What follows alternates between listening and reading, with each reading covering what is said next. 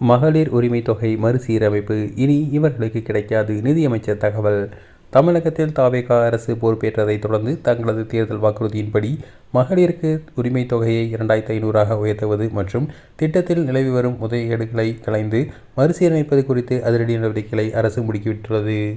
வேளாங்கண்ணியில் செய்தியாளர்களை சந்தித்த தமிழக நிதியமைச்சர் மரிய வில்சன், மகளிர் உரிமை தொகை திட்டத்தில் பல்வேறு குறைபாடுகள் மற்றும் முறைகேடுகள் நடந்துள்ளதாக தங்களுக்கு புகார் வந்துள்ளதாக தெரிவித்துள்ளார். குறிப்பாக வெளிமாநிலங்களைச் சேர்ந்த சில பெண்களும் இந்த நிதியுதவியை பெற்று வருவதாக கூறப்படும் புகார்கள் குறித்து விரிவான விசாரணை நடத்த அதிகாரிகளுக்கு உத்தரவிட்டுள்ளதாக அவர் கூறியுள்ளார். தற்போது இந்த திட்டத்தை முழுமையாக ஆய்வு செய்து மறுசீரமைக்கும் பணிகள் தீவிரமாக நடந்து வருகின்றன.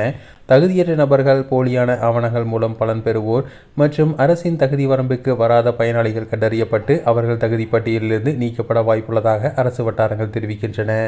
அதே நேரம் தகுதியிருந்தும் விடுபட்ட உண்மையான ஏழை பெண்களுக்கு முன்னுரிமை வழங்கி அவர்களை இணைக்கவும் திட்டமிடப்பட்டுள்ளது.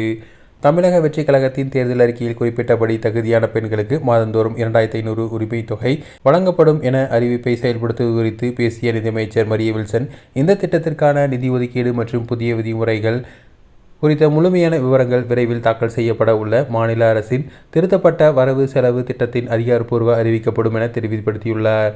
மேலும் அடுத்த 2 வாரங்களுக்குள் தமிழகத்தின் தற்போதைய நிதி நிலைமை குறித்த வெள்ளை அறிக்கை வெளியிடப்படும் என்றும் அதன் பின்னரே திட்டங்களின் விரிவான செயல்பாடுகள் மக்கள் முன் வெளிப்படையாக வைக்கப்படும் என அமைச்சர் தெரிவித்துள்ளார்.